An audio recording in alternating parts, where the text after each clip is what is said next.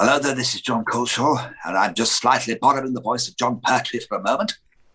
I don't know, maybe a regeneration might happen. Yes, it happened there. Yes, and you're listening to the Sirens of Audio. Wonderful chaps. Both of them.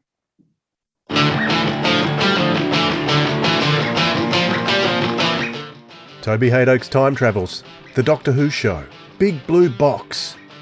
Chartable said they were the most popular podcasts, so I played them on double speed.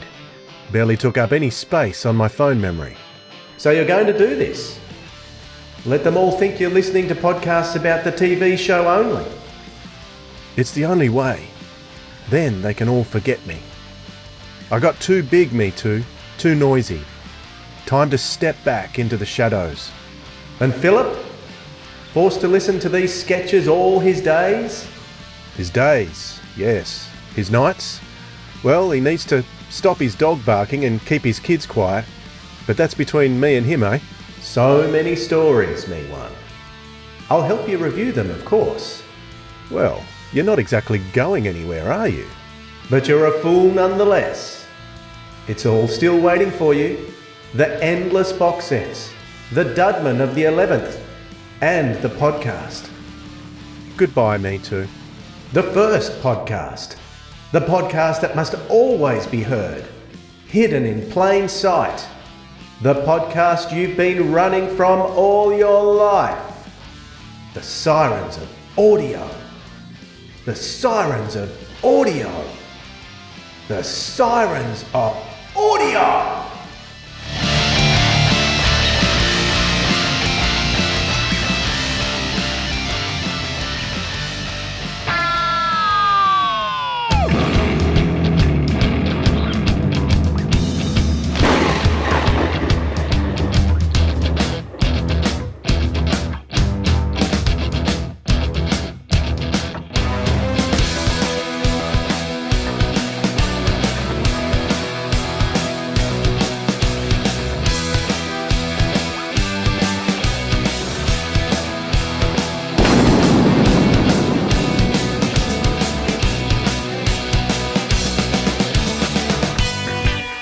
G'day audiophiles, this is the Sirens of Audio, the podcast that explores the universe of Doctor Who in the audio medium. My name's Dwayne.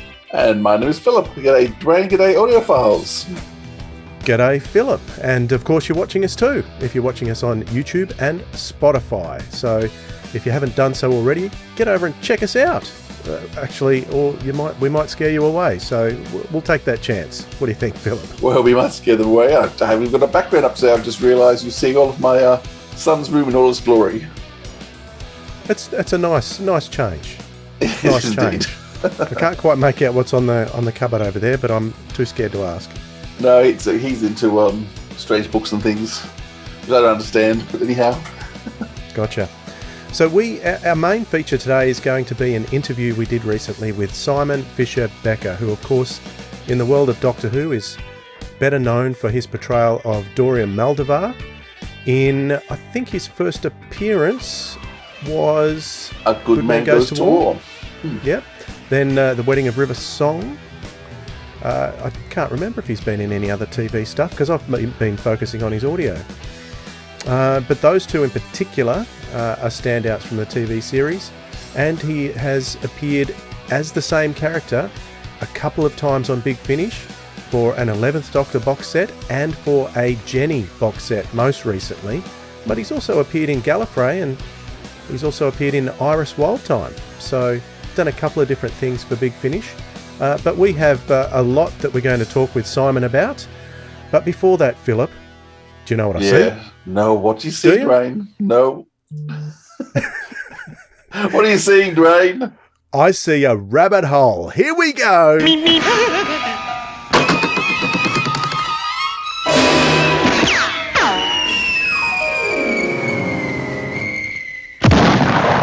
Right, Philip.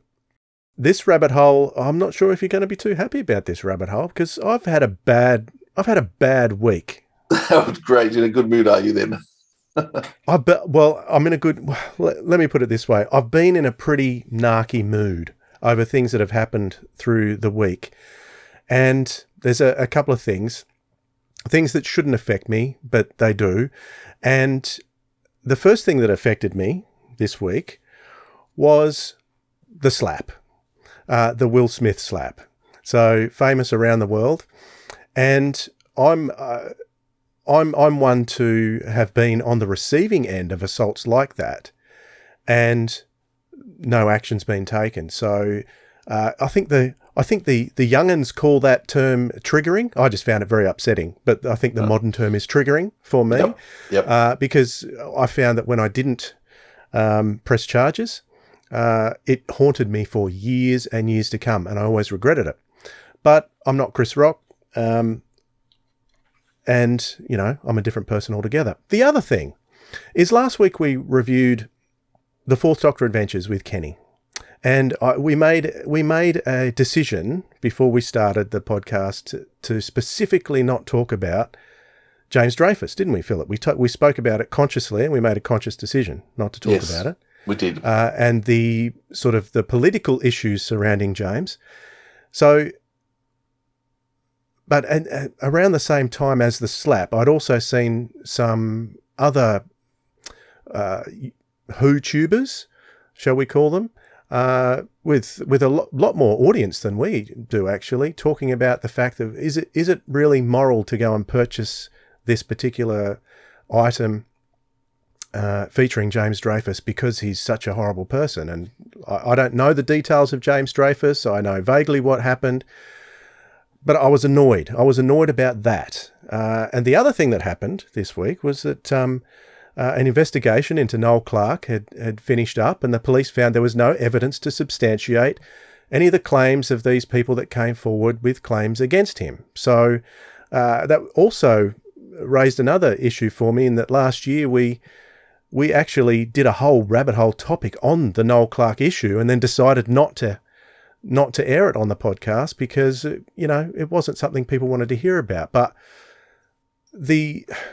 whatever happens with Noel Clarke is one thing, but it was the Noel Clarke issue that led to John Barrowman and his subsequent cancellation. Because if it wasn't for Noel Clarke and the attention on him, that video wouldn't have resurfaced that was already in public knowledge.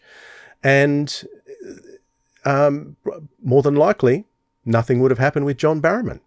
So I've been feeling a lot of indignant anger over the last week about certain things that are happening and things that seem to me to be quite unjust. So I was going to come on today and really throw my opinion about some of these things on into our rabbit hole session.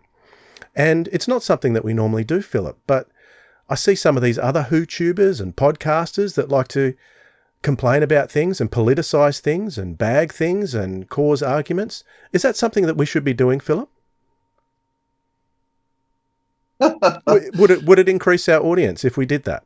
It might increase a particular type of audience, but I think it's particularly not the audience we've been trying to get. We want all the people who love audio and love Doctor Who and other stories on audio, the sort of audience we want. And we have always taken the deliberate view of being positive, and if you can't say something nice, don't say anything at all. And so there are things that we don't like, and we just don't talk about them. And so people may be able to work out which productions we do and don't like based on what we talk about. But the things we like, we rave and we are positive about. Not that we're saying we want to be critical at all, but there is certainly stuff that we haven't liked, and we just don't talk about it because we don't want to hurt people's feelings. We think people matter. So I'm not sure that is a path we want to go down. I mean, I have fairly strong views about all those things as well. But because we're just trying to have a bit of fun and be positive, we've kind of kept that out. And as you said, we discussed the James Dreyfus issue at length. But in the end, we decided we wouldn't put it up because we just thought it wasn't going to be positive.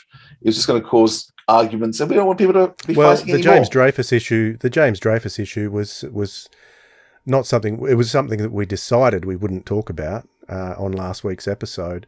It was the Noel Clarke issue that we talked about at length because everyone was doing it at the time. So it was almost like it was a bandwagon that we had to jump on. We talked James Dreyfus with a guest who then said, please, we talked about it and we agreed to remove it all. actually. That's right. I remember now. Sorry. We did. Yeah, we did actually talk James Dreyfus with one of our guests we had on, who then, we all showed concern in terms of would that actually be a helpful thing, helpful for our guests, helpful for us and our programming. So we decided not to do that as well. Yeah, as I said, I have no problems with people having strong opinions about topics. They may or may not be the opinions I hold. I think people should be allowed to hold opposite points of views. I think people should be respectful in how they listen. And I think, the whole thing about the slap was we actually saw someone not being respectful. Was the joke inappropriate? Possibly it was. But humour is often inappropriate. Humour is often offensive. And you can't it wasn't a criminal act, whereas the slap was. Yeah, and you can't just start going around slapping people because they say something you don't particularly like. And in all honesty, I doubt whether Chris Rock even wrote the joke. Most of nearly everything that's on the Oscars is scripted. And so there would have been a team of comedy writers who sat down, put it together, and came up with it and gave it to him. So he was simply performing probably what other people had written for him. Which, anyhow, we could go on and on.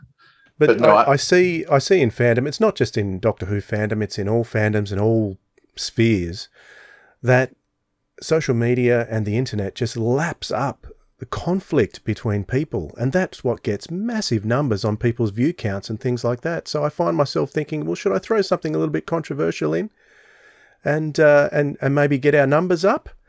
Or should we stick to our brief that we really want to stick to, which is to talk about what we love and to share the excitement and the love, which we've recently been getting lots of comments from people about how our enthusiasm for what we enjoy comes through in the podcast. And that's kind of the way I've been wanting to keep it, but I've been so triggered, in air quotes, this week. I was going to talk about a few things until today. I received a comment on our episode from last week on our YouTube channel, and I'm just going to read it. He left a couple of comments, this fellow. I hadn't seen him before. The great, or girl, not sure who it is, the great Bert. So I thank you so much for your comment, because it gave me a little shake. It took me by the shoulders and shook me and brought me back to earth a little bit. It said, I really appreciated that you focused on the story. This is the Fourth Doctor episode, Blood of the Time Lords, featuring James Dreyfus. He said, I really appreciated that you focused on the story, acting, sound, etc., and did not make the review a political platform. A great and informative review. So thank you so much for the comment, because I think I needed that, Philip. Yeah, that's a nice comment to get. Yeah, and that's what we're going to continue to try and do. And we often talk about things that are on our minds that may be a bit controversial, but most times don't put them out there. So we're going to talk about Doctor Who audio, and hopefully that's what you're here to enjoy. And we'll leave our political views somewhere else. What do you think, Philip? Yeah, sounds good to me. Okay, let's get out of the rabbit hole. We're going to talk about a new release before we get to our interview with Simon Fisher-Becker, and that is Russell T Davies' Mind of the Hodiac. Here's a trailer. There was panic in the parlour and howling in the hall. Doctor! Oh! From Big Finish Productions, Doctor Who, Mind of the Hodiac. The other is out there, actively aware. She knows that I am searching and is afraid. She's out there, somewhere in the wide worlds. Not again! Not again! Put it all down! Whatever you are! Why? Why do you keep doing this to us? This institute is dedicated to research in the field of psychic science. The power granted to the human mind, taking us one step closer to the angels. Your mind, his mind, his mind in your mind. Two minds, one mind. Something's setting coordinates.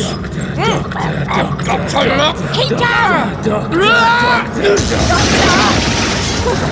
What's happening? Why are you doing this?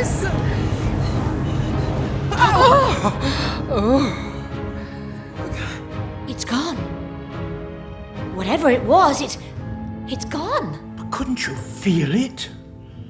The strength of it? A mind, a magnificent mind. Is that it? It's over. No, it is far from over. The battle lines have been drawn. We march upon the earth. Big finish for the love of stories. Okay, so there was a trailer. Sounds very interesting. If you haven't heard the story yet, you may be intrigued. But here is the blurb from the website. It says, in the depths of space, the mysterious Hodiac is manipulating the galactic stock exchange to raise money. His aim? To hire mercenaries for a deadly quest across the stars. Meanwhile, on Earth, an ordinary British family is plagued by a series of psychic events. The one thing connecting these events is a magnificent patchwork coat, which just so happens to belong to the Doctor. So I might go first on my thoughts on the story, Philip. Yeah, please do. If that's okay. Of course it is. I've listened to it a couple of times now, and sometimes the lost stories, I think you're going to mention this too, but the lost stories can get you a little bit lost at times, and this one was no exception. It kind of gave me a sense of a Sixth Doctor and Mel story, but set in an Eric Saywood type scenario where the Doctor runs around for the whole first episode. It's split into 2 1-hour episodes. So the whole of the first 1 hour, the Doctor is running around, not actually inside the action. So it reminded me very much of Eric Saywood, although I did really enjoy everything that went on. It was very interesting what was going on, because, you know, my favourite Sixth Doctor story on television is Revelation of the Daleks, and that is one of those stories where the Doctor runs around for the whole first episode before he gets involved in the main action. So I don't necessarily have a problem with that, but it did remind me of that. There's a lot of references to The Wind in the Willows, which is obviously something that is special to RTD. But I've never read or seen Wind in the Willows. I don't know anything about the story, so a lot of the references didn't make sense to me. However, one of the chapters, called Piper at the Gates of Dawn, being a classic rock fan, did make me sort of sit up and listen, because that is the name of the first album released by Pink Floyd. So that made me sit up and take note.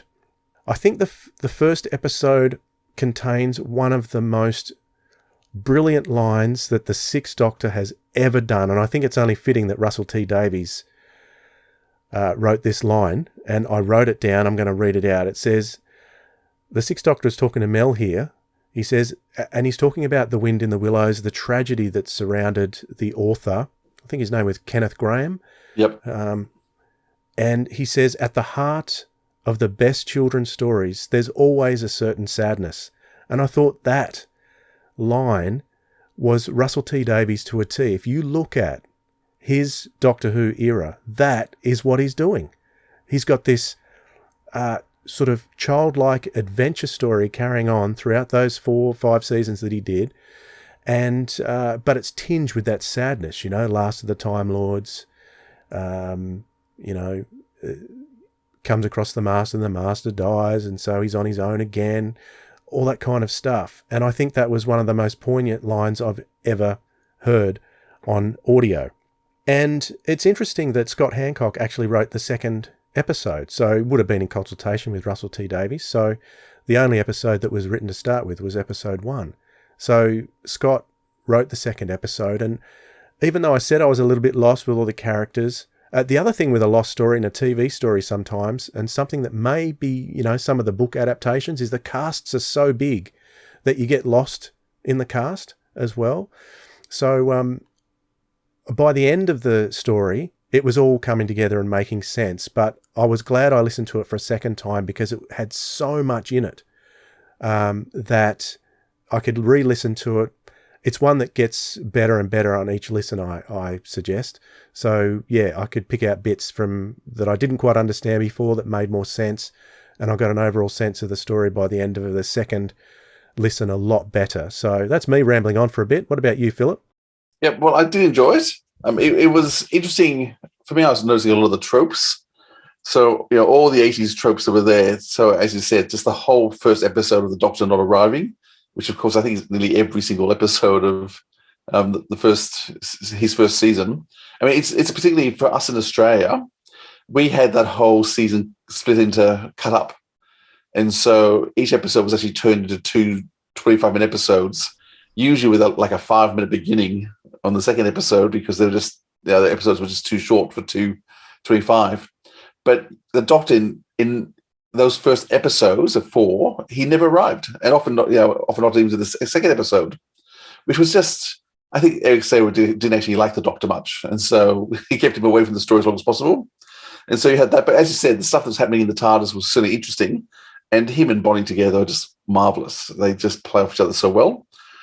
Mel had a whole moral speech moment, which they will want to give Mel. Oh, and also just the whole idea of the Doctor pretending to give in to the baddie, which was something that they did a bit too often, maybe with Colin's stories. I do think, as much as I enjoyed it, I love what Big Finish have done with Colin and how they've developed the Doctor's character. And so it's always interesting when you go back and see an earlier Doctor. But you are right. I think Scott Hancock and RTD work so well together. They're actually a very powerful duo. Which was fun to watch. My understanding is the first script was written, but then Scott actually had to go and rework a lot of stuff to make it work for audio. And then the second script was all very detailed, scene-by-scene breakdown, some script, but Scott really had to go and work on that, and then Russell script edited Scott. So which is pretty good. Now, in terms of RTD, the tropes of Russell T. Davies I saw, his working-class family as the main central figures of what was going on. The fact that there was no father, in nearly all his stories, either the father has walked out or he's dead. The idea that you've got mother and teenage daughters just these strong mothers and women. Russell loves having a cast that he keeps playing with all the time. Annette Badlands, someone he loves to play with. Tania Miller, who was playing the mother in this, was he's one of his regulars. She was in Years and Years. I think some other things as well. So that is interesting.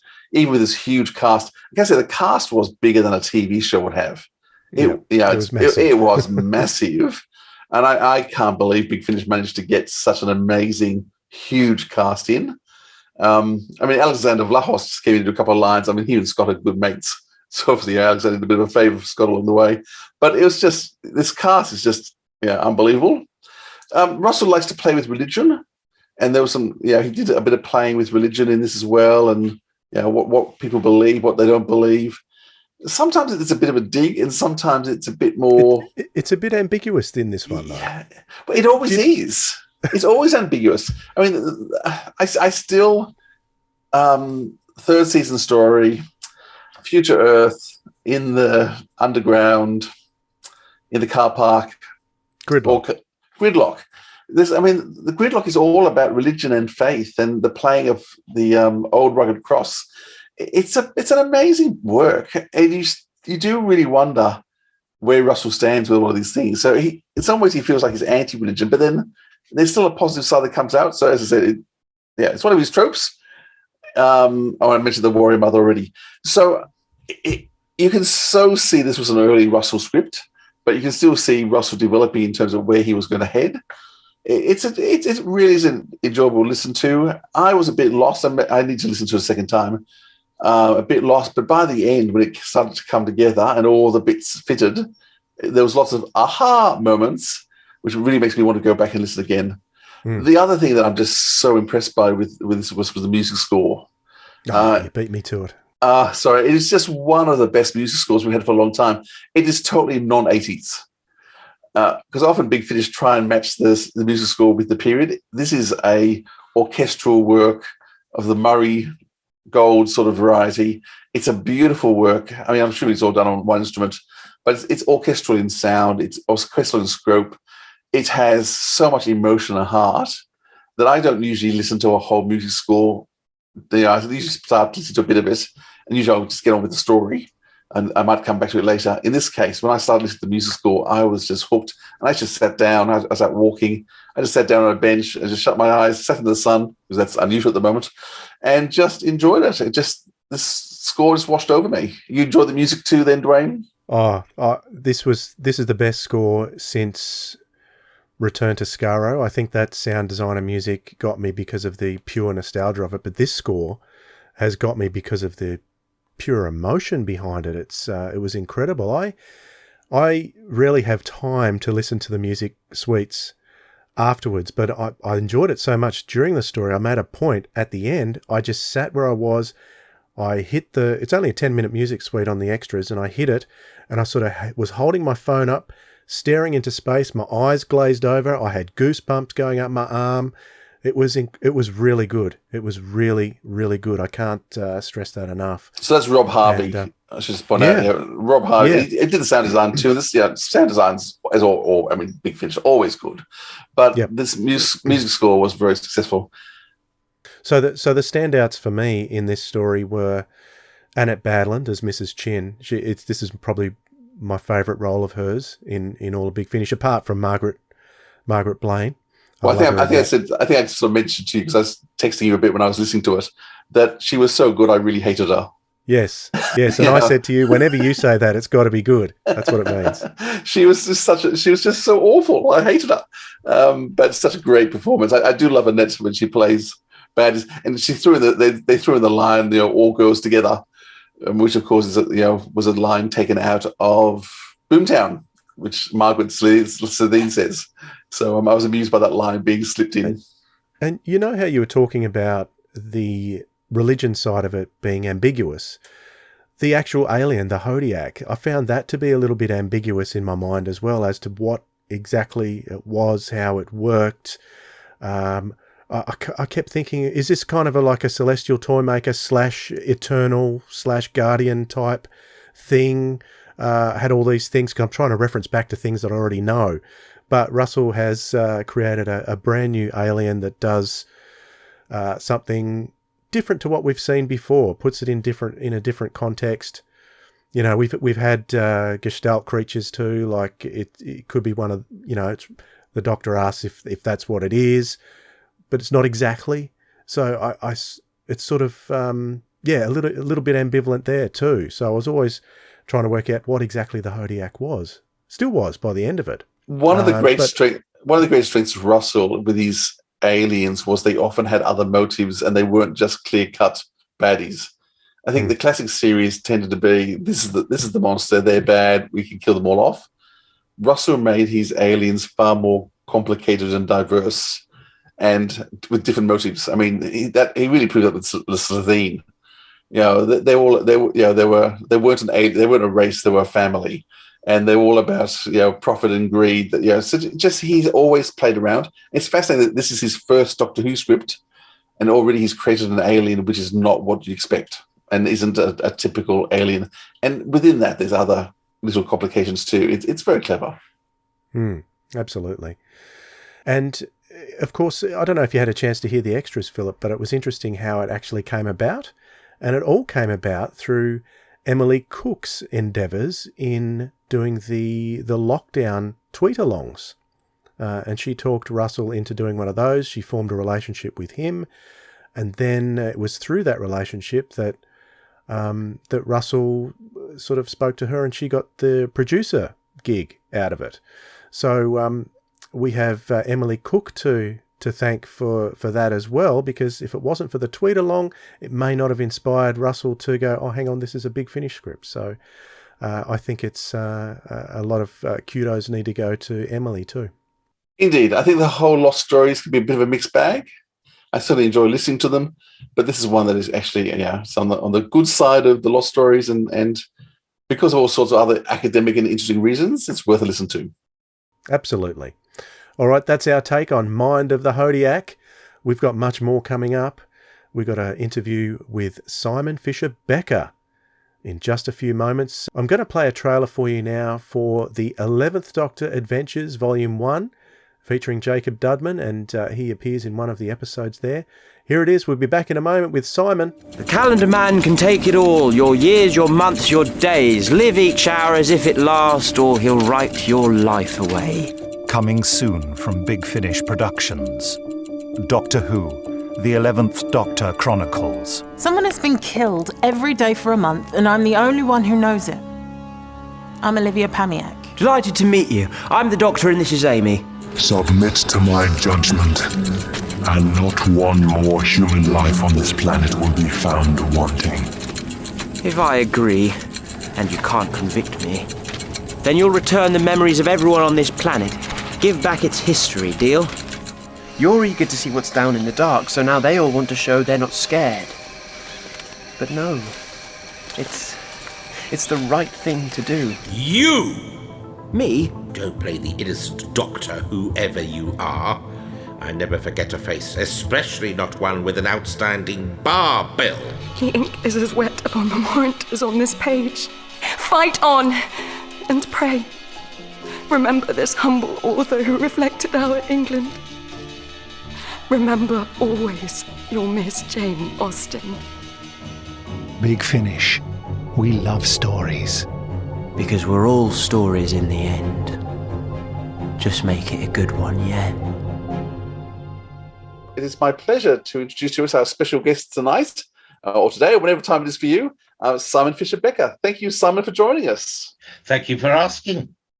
Now, what part of the world are you talking to us from at the moment? I live in the UK. I live just north of Birmingham, in near an old town called Stafford. So Birmingham is sort of the Midlands. And for those who do know, I'm just north of Birmingham. Just go up the M6 a bit further and turn right. Excellent. Is that the sort of place you've always lived in the UK? Is that where you were born and grew up? Yes, I was born in Paddington General Hospital, which is in London. It is now a car park. I was brought up in an area called Ruislip, which is northwest London, and has a little history of its own. And Ruislip was very much a town and country, so I had a bit of both. And then throughout my life, I've lived for a couple of years on Anglesey, which is an island off of North Wales. I came back to London, and now Tony and I, it's 3 years now, that's how time goes. We've been here in a lovely little village called Great Hayward, which is just outside Stafford. So how long did you spend on the island growing up? Well, about 2 years. How old were you then? How old was I then? Let's see. So this would be 1989 to the beginning of 91. So I was born in 1961. I'm 60 now. So in 1989, I would have been 28, 29. Okay. So were you acting then? Yeah, well, it was a combination of things, really. My sister actually lived on Anglesey, and she and her husband parted. And she really didn't want to leave Anglesey at that time. So I bought the house. And compared to London prices, it was very, very cheap at the time. And so it was my first step on the rung. Coincidentally, I was getting quite a bit of work in Manchester and Liverpool and those regions. So it made sense to sort of move there. But after about 2 years or so, that work dried up. So I decided to go back to London. But I was able to sell the house at a reasonable profit, but I still couldn't afford to buy anything in London. Yeah, it's often the way. So those big cities. To give you an idea, I bought the house from my sister for something like £29,000, which I still had to get a mortgage for it, but it was very affordable. And I managed to sell it for 37. So I made a profit on it. But even so, in London at that very same time, to get a property of the same size would have cost me at least £300,000 or £400,000. Yeah, wow. So I don't know if you have that sort of similar situation in Australia and Tasmania, or are prices? Oh, Sydney prices are just getting more and more ridiculous. So people move to Tasmania to often buy their houses. Well, the capital of Tasmania here is now the house prices have increased the most of any place in Australia down in Hobart, because since the pandemic, people have wanted to leave the big cities and come and have a bit of a tree change or a sea change on the coast down here. And because so many people are moving here, there's housing demand. It's just going crazy, house prices here. Yeah, and I mean, we were very lucky. Tony was made redundant from his job. He decided he wasn't going to go for a restructuring thing where he was. And we always joked that we would retire to the country. So we took the opportunity 3 years ago to move here. And of course, the difference in the prices, we were able to sell our house and buy our bungalow outright. So we were very, very lucky. And wish we did it 10 years earlier. Everyone always does. So how old were you when you decided you wanted to be an actor? Well, funny enough, when I was writing my autobiographies, I thought really hard, and I think secretly or subconsciously, I always wanted to be an actor. It's just that I didn't have the confidence. Because when I was at school and starting out, we had the really good and great actors of England alone. You had John Gielgud, Laurence Olivier, Ralph Richardson, Peggy Ashcroft, and I just thought I couldn't emulate. I couldn't do that. I might have an aspiration, but I really didn't have the confidence to do it. But then I'd done my degree. I was in the civil service, withering away in the civil service, and they then gave an opportunity.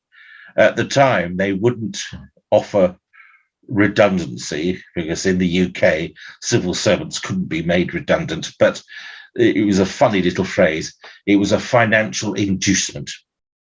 You don't have to leave, but if you do, we'll give you a bag of money. So today that would be voluntary redundancy. And so I took the gamble, and I used that money to do a postgraduate drama degree, and then that was it. I was off on the road, as they say. But the one thing college doesn't tell you is how to actually find work. They'll use phrases like, "Oh, all you need to do is get yourself an agent." Right? Well, that's the first challenge anyway. But they don't tell you anything about marketing at all. But I was fortunate enough that my original degree was in business administration. So I had an understanding of what might be required if I was to go self-employed. And it was just a case of how to go about it. And it was a struggle to get an agent at first. But it's like with every job when you first start out, unless you've found some wonderful mentors, it's a bit of a struggle. But it does happen. You just sort of lean against the wall, and eventually things give way. So what was the kind of work you were doing for the first few years? Well, when before I went to university, I sort of thought I better get a proper job, and I fell into being a civil servant near where I lived. It was great, and then I sat a civil service exam, and whatever I did in the exam, I suddenly got a promotion and offered a position at Westminster. So I got to be in an environment where I could see the politicians of the day at work, and also seeing how the Houses of Parliament and the Houses of the Lords in particular, how they work. And it was fascinating, I must admit. And then they offered to pay for a degree. If you want to do a degree, we'll pay for it. And so it was a bit like doing an open university course. Do you have those in Down Under? Something similar to that, yeah. Yeah, it was like some people call it a sandwich course. So you work and learn at the same time. So I did that, and the deal was that they would pay for it, and then you would have to stay on for at least 3 years before deciding to move on. But by the time I'd done my degree, Margaret Thatcher was our MP, was our Prime Minister at the time, and she decided she wanted to thin the civil service out and privatise it as well. So by good fortune, as it happens for me, they paid for my degree and I was able to bugger off. So well, they say pay. What happened was I got a reduction in my salary. So I see that you did lots of television work, lots of fairly well-known different shows you've done bits and pieces on. Was your main actually work in terms of television, film, theatre? What were you working on with? I was, because of my physique, at the time in particular, and even now today, some people think you're just stupid and you'll just bumble along and you're not taken seriously. Yep. But I was very lucky that the patron of my college was Denham Elliott, fine English actor. And he gave us all a sort of present when we left and finished our course. And he gave me a starter kit of makeup. He said to me, people probably won't take you seriously until you're about 40, but stick at it because I think you have something, which at the time was wonderful. I sort of was on cloud 9, but it also gave the impression I wasn't going to get any work. So I looked, because we had the Stage and Television Today was the sort of industry paper, and in it at that time, at the back there were 6 or 7 pages of potential work. So I would look through it and I would apply for everything. Because I was told nobody would employ me, I thought, well, if I apply for everything that I feel I could do, it would broaden my net and I'd be able to catch something. And it was a long time. It was the best part of a year before I actually got offered an audition, let alone a job. But eventually it happened. And subsequently, as I say, I took the view, whoever said yes when I went to an audition, I took the job. So I have a very broad CV, very broad indeed, covering everything from Shakespeare to Panto. At the time, I was criticised by my peers because they were saying things like, no, darling, you have to specialise, you have to specialise. Whereas today, they don't want specialists, they just want people who can do whatever job is wanted. Yep. So all those specialists are not working now. But you know, that's the way it is. And there's a lot of chicken and egg with the industry. Even today, there are certain things. So when I started out as an actor, if you wanted to work in the West End and get serious television and film work, you had to join Equity, which effectively was a closed shop, which Maggie Thatcher and her crew were against. So they made that illegal. And so after that, once they made that illegal, then every Tom, Dick and Harry can wake up one morning and say, oh, I'm going to be an actor today. So getting work is more of a challenge because there's more people going for the same job. Mm. So one of the big roles that people would know you from would be the Friar from Harry Potter and the Philosopher's Stone. I assume there wasn't probably a lot of filming. How much filming was that actually? Well, actually, you'd be surprised. Okay. I've been very, very lucky in that I've been in the right place at the right time. And Harry Potter is a perfect example. I had to go for 4 interviews. 4! You know, absolutely extraordinary. They saw initially they saw about 20 of us, and they whittled it down to 13, and then down to 7, and then the final 3, and then eventually I was offered it, and we were offered the first 4 films. Was the contract, so you can imagine I was on absolutely over the moon. In practice, though, we did a lot of generic filming at the time of filming the first film, Philosopher's Stone, where there were lots of scenes where we could be just drawn into any scene and just be floating around. And so you'd be floating around, and I'd be saying, "Good morning, Harry." "Good morning, Hermione," and things like that. But then we did specific scenes. We did the Death Day party, and we did lots of scenes. Oh, you actually filmed that? Yeah, well, we filmed a bit for it, yes. Wow, okay. And we did a lot with Peeves, the poltergeist. And of course, what's very interesting now when I meet fans, the fans who only know Harry Potter from the films, because if I mention Death Day Party and I mention Peeves, the poltergeist, their eyes glaze over and they think, "What are you talking about?" So, but we did do it. It was a wonderful time. I was very lucky because we all ended up on the cutting room floor. I mean, Rick Mail as Peeves, he was cut out altogether. Yeah, I didn't realize they filmed Sims for that, and then you've got John Cleese, who you briefly said. Well, I have to put a hand out and shake virtually shake John Cleese's hands, because at the time of filming, he was also doing his Bond, I think, his Q for James Bond, and of course at that time Bond took precedence over Harry Potter. And so we had to wait for him. So we had a 5-week period. And I think that's part of the reason we were able to do so much with Rick Mail and do other scenes, because they had to do something with us. And it was great. It was great. But it was all cut out and it was very depressing and very disappointing. But, I still got a bit of fan mail from it. And as you know, my name in the credits at the end of the film is on screen longer than I am. But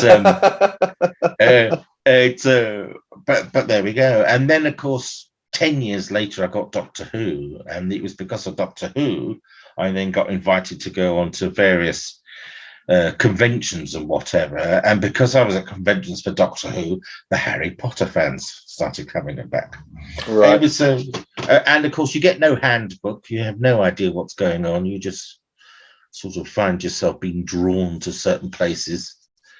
But so how did the role of Dorian Maldeval come up in Doctor Who? Well, I was available.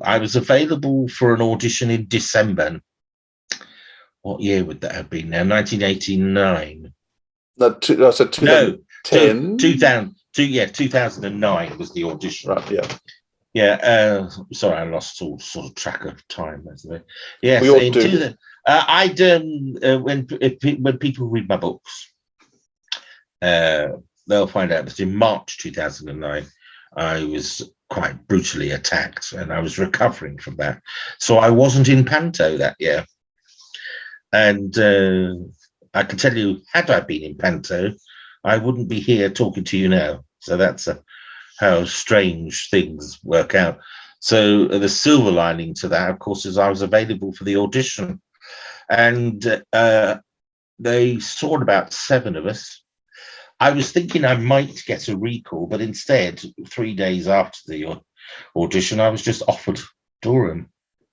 Brilliant. And my life changed completely. Yeah. How much of the script did you audition with?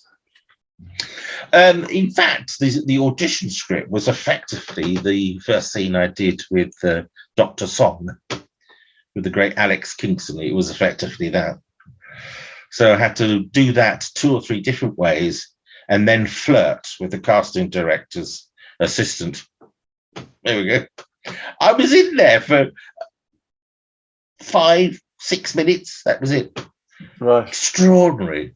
So how much longer was it before they called you back? I assume all the filming happened in Wales, in Cardiff? Yes, in Cardiff we did. And of course, at that time, it was just this one scene in one episode, and there was no sign of Dorian coming back. But it was exactly a year later, I got a call from my agent to say they wanted me back to do A Good Man Goes to War. And of course, Dorian loses his head, does he not?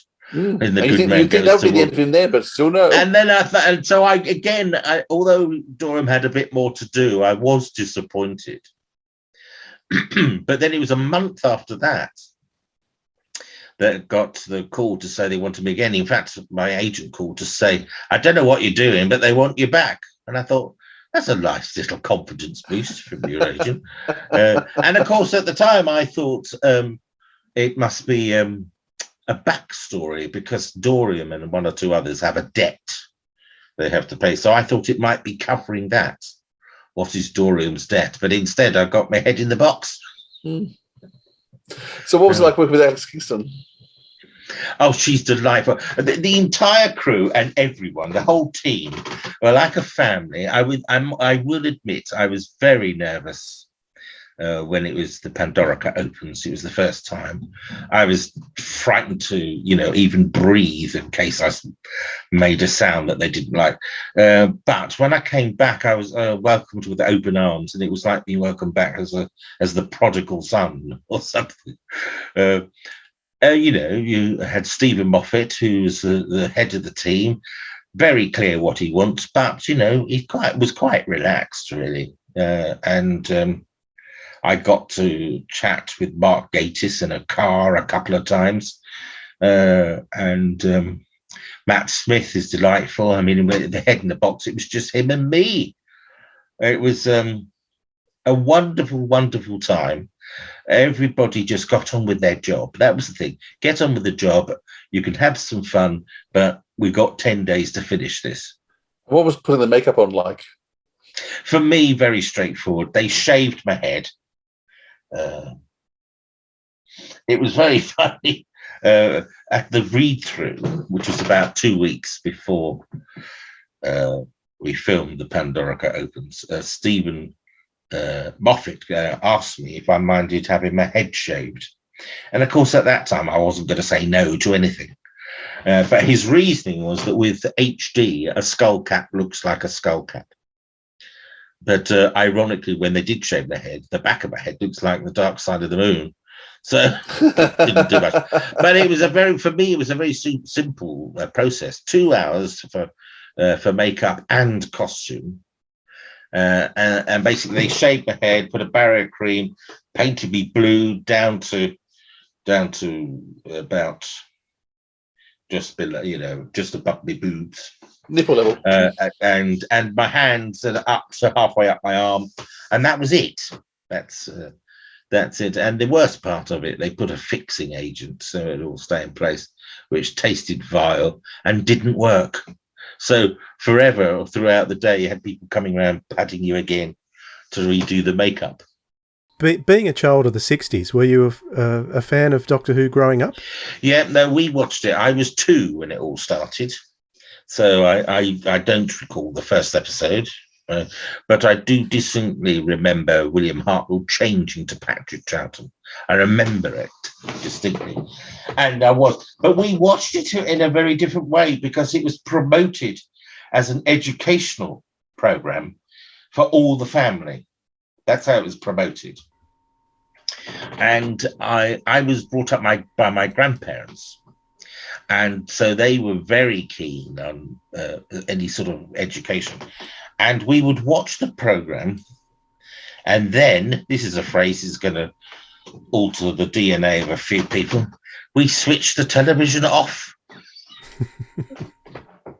The idea of switching it. When I told my nieces and nephews that,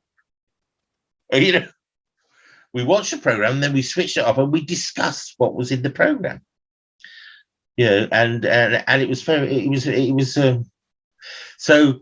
But I never thought of myself as a fan. I would always say I was a follower of Doctor Who. Patrick Troughton is my Doctor because I remember him changing from William Hartnell through. But I love them all, and of course Matt Smith is my special Doctor because I got to work with him. So how was it that you came to work for Big Finish? How did I come to work for? Well, for years I wrote to Big Finish saying, and I sent in voice tapes and heard nothing. But as I say, by good fortune, because I got into Doctor Who, I was invited to LA for the Gallifrey Comic Con. And there was Gary Russell, who was a script editor for Doctor Who, and at the time was a director for Big Finish. And he just asked me if I'd done any Big Finish. And so I told him, oh, I'd love to. And he tapped me on my knee and he said, leave it to me. So that conversation was in the February.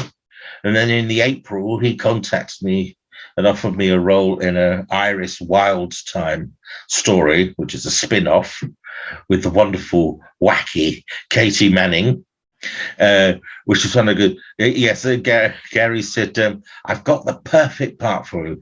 As soon as I read it, when the script came in, I knew you would be doing it. And it was the part of a psychotic elevator.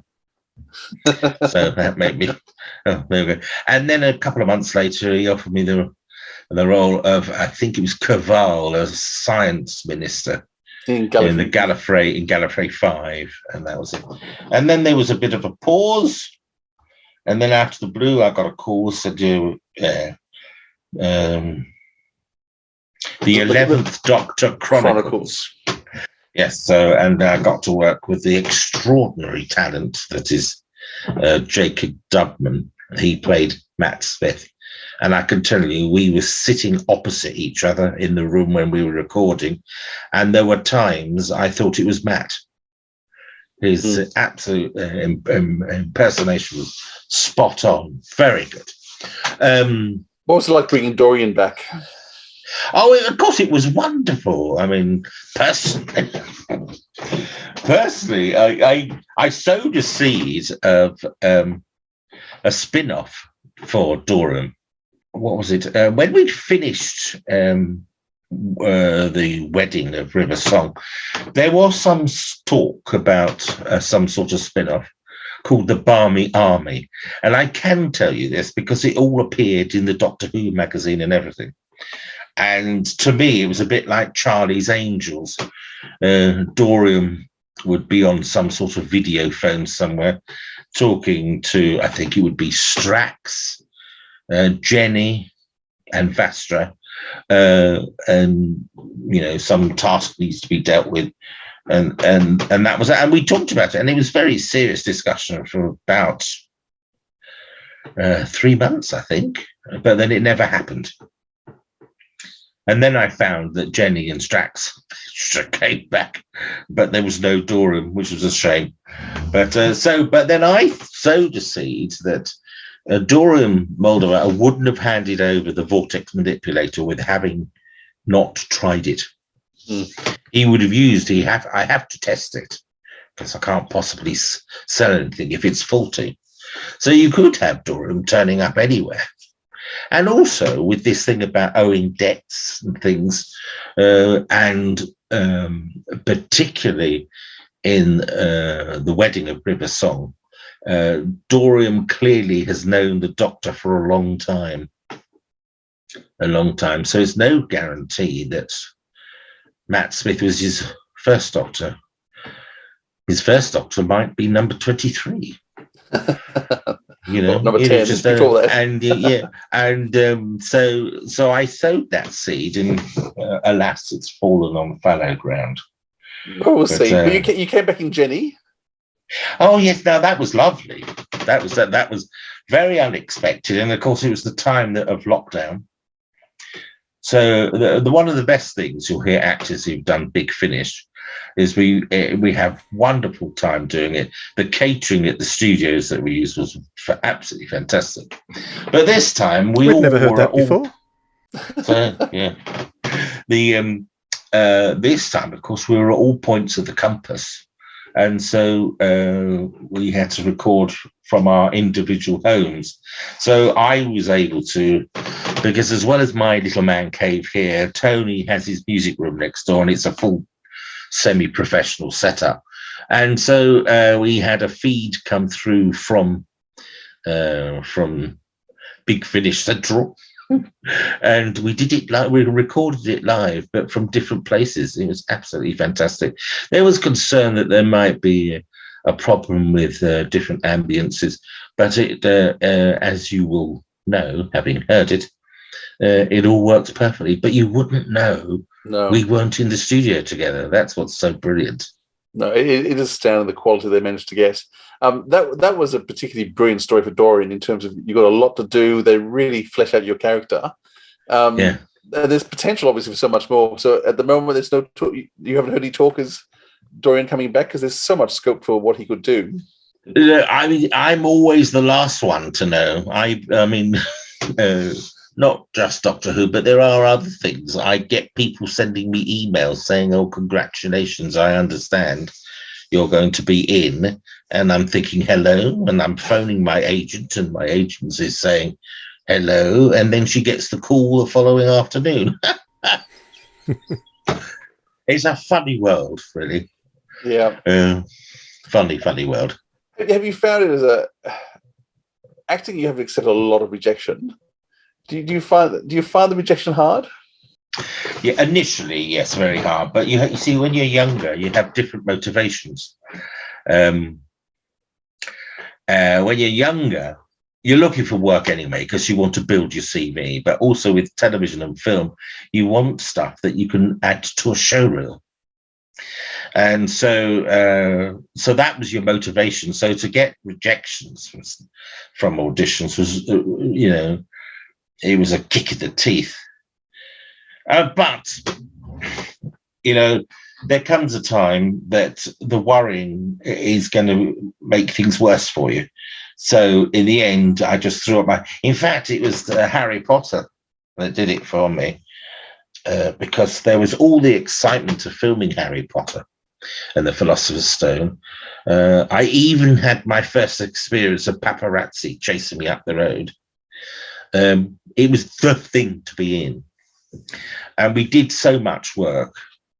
So turning up at the premiere and finding we'd been cut out was very disappointing.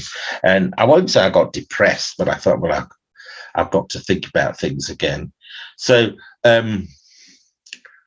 I decided from that point that my acting would be a profitable hobby. And what was interesting, having made that psychological decision, I then found auditions easier. I was getting more of them, so my hit rate increased. And I took the view I would judge the audition myself. If I was happy with what I did, then excellent. If I wasn't happy, I'd be kicking myself all the way home. But then, like everything else, there are times that you think, "Ah, yes, that was brilliant. That was very good." And you're thinking, "Oh, I might get a recall," and you hear nothing. And then there are other times I've been kicking myself because I did a crap audition. And then before I've even got home, there's the call to say they want to offer it to you. So you don't really know. You just go along, do your best. And sometimes the process is all in disarray. You wonder how they make any decision at all. So that adds to it all. But anyone going into the profession, it's every day you get rejected until you've got a job. And then once you've got that job, you've got a period of relaxation from rejection. You really didn't know till you went to the premiere that all your scenes have been cut from Harry Potter? No idea. Because we were all there sitting there waiting. And of course, so the first, at the premiere, didn't really see the film properly because we were all looking out for our next bit. Wow. But there we go. But the plus side is once you've gone through all the rejection and you're offered a job, you do get to work with some remarkable people. There's such extraordinary talent out there. And at times it's just a sheer privilege just to sit in the same room, let alone work with them. And so that's the plus side of it all. It is, we've been talking a lot about well-being during lockdown. And I do find it extraordinary, the number of people who are insecure, who have low esteem, who are very shy, become actors. Because they're putting themselves in an environment where they're, open to all sorts of rejection and negativity. But, that is the way it is. I mean, plus, of course, you see, not only is it the challenge of getting work, you go through a process. Oh my God, I've got no money. The gas bill's coming in. What am I going to do? Oh, woe is me. And then you get a call. You got an audition. Oh, excellent. I've got an audition. Oh, will I do it right? Do you think they'll like what I do? And blah, blah, blah. And you start panicking about that. You go to the audition. It goes reasonably well. But then you start, oh, I don't know. Blah, blah, blah, blah, blah. You then get the call to say, you've been offered the job. I've been offered the job. Oh, do you think they'll like what I'll do? It's a complete cycle. And then you've done the job, and then you're back. Oh, I've got no more work. Where am I going to get the money to pay the next bill? You know, it's so, I don't know, I can't explain why that is, but that's what it was for me for a long time. And in the end, I said, this has to stop. And so I built this attitude. If I can't pay a bill, I can't pay a bill. You know, and that actually relaxed me a bit more too. You know, it's just, I'm not saying that's the way for everybody, but you've got to be able to do your best at an audition. And the only way to do your best at an audition is trying to forget all the negativities outside. Yeah, I mean, the other challenge, of course, outside the industry, you get lots of people who have no idea how the industry works, questioning you and judging you. You know, my father-in-law. So why aren't you earning the same money as Tom Hanks? Answer: it's because I'm not Tom Hanks. On the other side of the coin, especially when I got Doctor Who, there were people thinking I was earning a lot more money than I did. Even to the extent I had two people separately ask if I would pay off their mortgage. And when the first person asked me, I thought they were just having a difficulty that month. And, you know, I might have, you know, offered to help them for a month. But no, they actually wanted me to pay off their mortgage. I mean, even if I had the money, why should other people think I could pay their mortgage off for them? I mean, that was a very strange situation. It happened twice. Well, there goes my next question. Yeah. Oh, yeah. So, I was wanting to ask you what would be your most unusual experience at a convention that you've attended? Have you got any unusual experiences? There are so many. First of all, and I have to say thank you to the fans who go through the effort. The number of people who come dressed up as Dora in Moldovan is wonderful. It's wonderful. The conventions, as you know, if you've been to, are wide and varied. I'm always surprised at the number of people that attend these events. Even more surprised that they come to my table. But it's all very strange because, again, when I did my very first conventions, people just assumed I've been doing it for years. And so I was never really told what to expect or what to do. So your question was, what's the strangest? In many ways, it's all strange. But let's see. It's some of the questions that are asked. Very strange. I mean, I can't remember what she was referring to, but I remember at a convention in America, this young girl, she could have only been about 10 or 12, she came to the microphone and asked me why I raised my eyebrow on a certain line.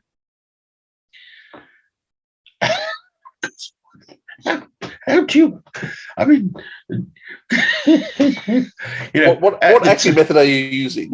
Yeah, well, and you say, and I couldn't even think of the line she was referring to. So to give my, oh my God, how am I going to answer this moment? I just said to her, what was the significance of it for you? And her response was extraordinary. She said it changed the whole meaning of the sentence. Where in reality, I was probably thinking, shit, what's the next line? To be absolutely honest. Yeah. but so that was some wonderful costumes. Clearly, people have spent a lot of time, a lot of thinking and planning to put their costumes together. And then others have been very silly. I mean, I remember there was one girl. What was she? She called herself the Dalek ballerina, and basically she was dressed up as a Dalek, but it was her dress and everything. And when it came to the masquerade ball and the competition, she came in on points, tiptoes, and then did a spin. And as she spun, her dress opened, and you saw the inside of the TARDIS. Absolutely fantastic. Now you've mentioned that you're doing some writing now. So what are you writing? Well, I mean, funny enough, because of the conventions, as you know, you go on and you do panels, and there were a couple of times in America when the moderator, as they refer to themselves in America, didn't turn up. So I had to sort of go on and sort of do a stand-up routine, as if it were, which I was very uncomfortable with, and it happened twice. So I then decided I'll create a PowerPoint presentation. So I created PowerPoint presentations, and so I wouldn't need a moderator. And so the presentation became my interviewer. The next slide will come back. Okay, I could talk about this bit. And so what I developed was like a little show where I actually answered most of the questions that are normally asked. Which would then leave the Q&A session open to other things that I hadn't covered. So that's how it developed. And then out of the blue, in London, I was invited, I can't remember where now, but I was invited somewhere to do an evening with. So it was an evening with me. And of course, what came down the phone was this really bizarre question. What do you usually do? Of course, up to that point, I hadn't done anything. But I did mention this PowerPoint presentation. I did it. And of course, how I got the job, I had no idea because it sounded very boring. But that's how it started. And then from that, I sort of developed it into a little show. And you were asking before what are the strangest things. Well, one of the, not super strange, but at a certain convention, there was a competition for Daleks. And we were asked to judge the Daleks, and part of the competition was they had to run a certain course. Anyway, in the corner there was this little girl, and she was in tears. And when I asked her, what the problem was, she said, "My Dalek's got a puncture," right, like that, which meant she couldn't take part in the competition. But that gave the light bulb moment for me, because that's what I called my first book of my autobiographical notes. My Dalek has a... Was that come back? Is it, I've got yeah, no, I can see that. That's great. Yeah. And it was very good, because one of the questions I was constantly asked is, do you have an autobiography? And of course, at the time, I hadn't. Right? But... from this An Evening With, I got this show, and a very good friend of mine, Matt Campbell, managed to put together a tour for me. So in 2014, I did a tour, and at one of the shows, there was a guy called Dan Grubb, who was the CEO of Fantastic Books Publishing. And at the end of the show, whatever I said, it hit a bell with him. And so he said, we really must put this into book form. And there, on the back of the program, he wrote me a rough contract. And so that's how My Dalek Has a Puncture comes about. And My Dalek Has a Puncture covers really autobiographical anecdotes with a few hints for anybody wanting to become a performer, along with other anecdotes which aren't necessarily performance related. So it's not wholly an autobiography, but it covers from the day I was born to the point that I was offered Doran. And then I heard My Dalek Has Another Puncture, right? Which covers how things changed when I joined Doctor Who. And then one of the things that has come about is I've become a sort of agony uncle. because people have started asking me, questions about all sorts of things. Some of them are more personal than you would think. And so I never tell people this is what you have to do. I never do that. But what I dare say is I either say, well, this is what I did in a similar situation, or I might say, you might think about doing X, Y, Z. Because ultimately, like anything really, people do things in different ways. So, for example, people learn in different ways.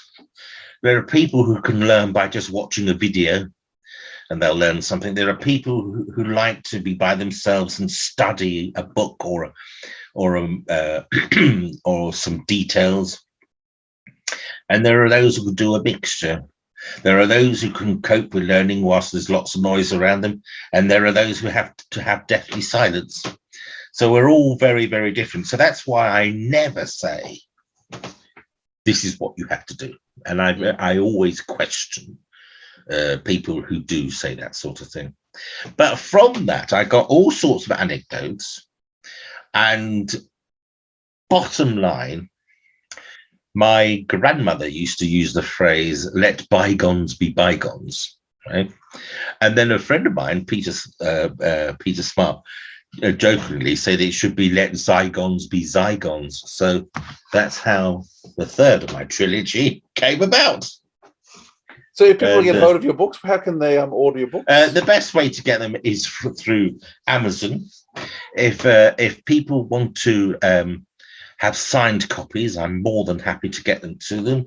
Internationally, the postage or carriage, whatever phrase you want to, is extortionate. So if they're happy to pay the carriage, then I'm happy to send them worldwide. If you want a signed copy, just contact me on Facebook at the moment, because I'm in a dire straits. And if there's anyone who can help, somebody has stolen my Twitter account. Furthermore, I have found I have been blocked from it. I've contacted, and what's really frustrating, there's nobody to talk to with Twitter. Yeah. Or if there is, I haven't been able to find them, because I have a little splat with a white tick that says it's the authentic me. Whereas now somebody else is using it, claiming it to be me. And there's nothing I can do about it. And I also had a situation where my Facebook account was almost taken in the same way, but I've managed to rescue that. And lo and behold, last week, my web page has disappeared. And it is just beginning to make me wonder, or is it me getting paranoid? Is it just a coincidence that all these things have happened at the same time? Or is there somebody deliberately setting out to make things difficult? I don't know. It's a bit weird. Yeah. But for now. You haven't thought about releasing your books as audiobooks yet? That was my next question. Two of them are, oh no, well, you see now this is very funny you should say that, because I've got a bone of contention at the moment. Because the audiobooks, the first audiobook you can get from my publishers, Fantastic Books Publishing. The second audiobook was done through Audible. And I don't know what's going on there at all, but I tried to get my copy and I've never received it. And 2 or 3 other people have had the same experience. So I will be probably putting them all up on a separate platform. And as we speak, yesterday we started Let Zygons Be Zygons. We're recording as we speak. So once that's done, and I've got all 3, I will find another platform or 3, and people can get them. Excellent. But at the moment, Facebook seems to be the only way people can contact me. And there are 2 or 3 other fake sites, but my site is one that has a banner that is my cat, SGC, who died a few years ago. But that's it. So, well, Simon, listen, thank you so much for your time. We really appreciate you speaking to us. No, that's fine. Thank you. I hope I didn't witter on too much. Oh, definitely not. We're hoping to hear Dorian come back soon with Big Finish. Oh, well, big finish for anybody. We forgot to mention that you had two of the best closing words for a Doctor Who season ever. Oh, I know. Wasn't I lucky? Yeah. No, I must. When I got the script for the Wedding of River Song, the Wedding of River Song, I did turn the page because I didn't believe that I had the last line, and then that was a wobble moment because there was how do I pitch it and things. And the important, because I knew the significance of the line and the importance of it, because not only was it the end of that episode, but it was the end of the series as well. And of course, so Dorian is asking who Doctor Who is, who is Doctor Who? And of course, we open up at the new series, and it's bloody Clara. Who the hell's Clara? And we never do get the answer to the question that Dorian posed. But oh no, it was great. And when he came to filming that, there wasn't. You see, the timings were quite tight. They said, "Can you just give us 4 options?" I couldn't tell you now because it's 10 years ago what all the options I offered, but the one is the one they chose, and it was just one take with each option. You want the story? Sure, I'll tell you the story. It's a good one. It's got it all. Good versus evil, gunfights and jail cells. A race against time with a tragic ending.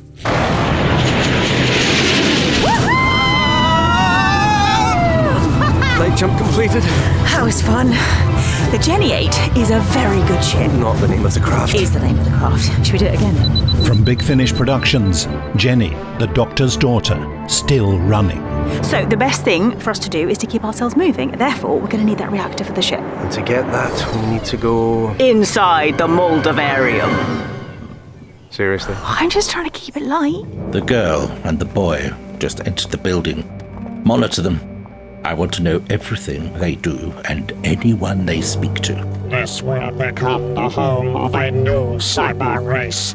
The Cybermen will be victorious. There is no way off this ship. Stop and surrender.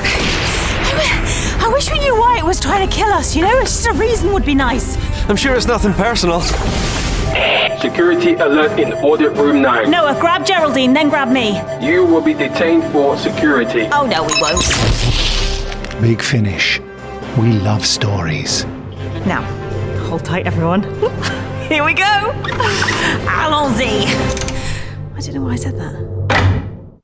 Okay, so if you haven't heard the Jenny box set yet, that was a trailer for it. Make sure you get a copy of that. I think... From the first listen, my sentimental favourite from that would have to be Calamity Jenny, but the one that Simon features in, which is the first episode on that box, I recall, I think it's something about the Moldavarium. That's a good one too. So definitely, if you haven't checked out that spin-off, check it out. Very good stuff. Yeah, Georgia Moffat is just amazing in all the productions that she does. And I do love Sean Biggle stuff too. They're lovely double act. Mm. And I've really enjoyed Jenny. And this box set in particular is a lot of fun. Lots of spaceships being destroyed. Yeah. That's part of the joy of it all. Enjoy. And I'd like Dorian to come back as much as possible. I think he's a great character. Yeah, he's a funny one. He killed off in the first episode and then brought back several times. But he's sort of got one of the best lines. I think I said that in the interview, didn't I? One of the best closing lines for a season. You actually saying Doctor Who for season 6. I thought that was absolutely brilliant. But anyway, let's go to recommendations, and let me actually, it's not my turn. Whose turn is it, Philip?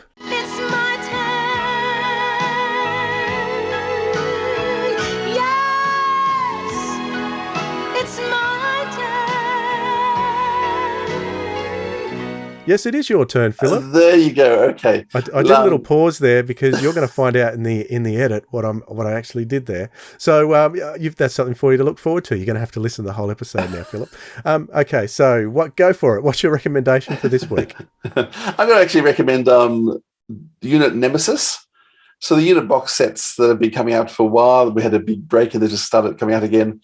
They were sort of fun.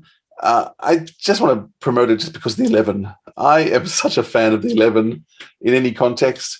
And there's a couple of episodes with the units with the 11 being really villainous and very clever. And also just the new Harry too, Harry Sullivan, the recast Harry.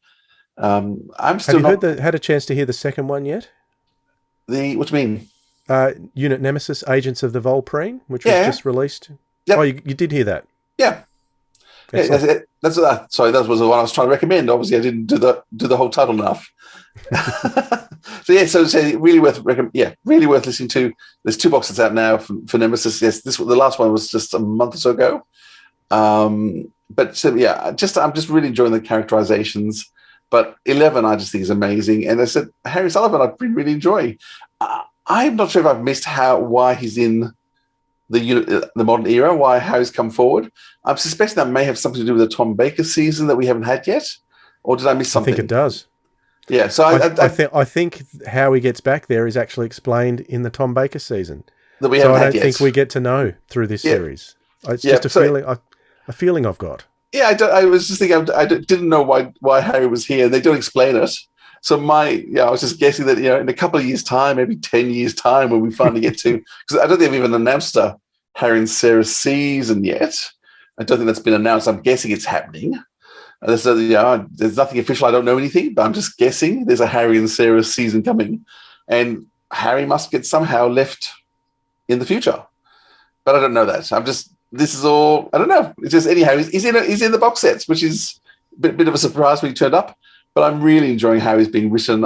I think because they're giving him 70s language and Harry's language in modern Who times, there's this whole quaintness that comes out of it all, which just makes him particularly, affable.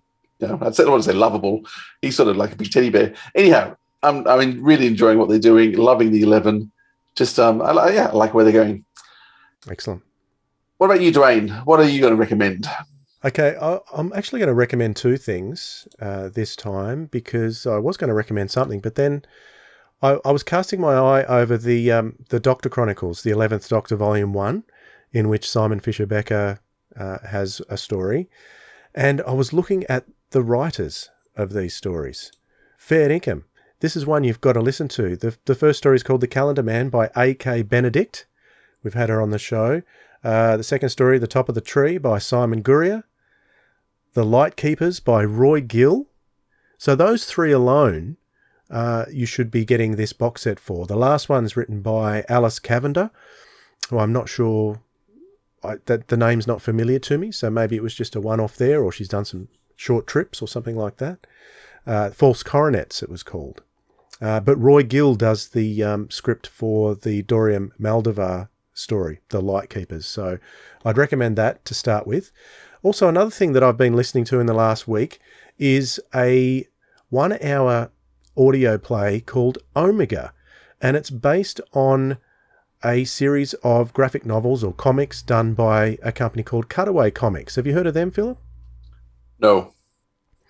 So Cutaway...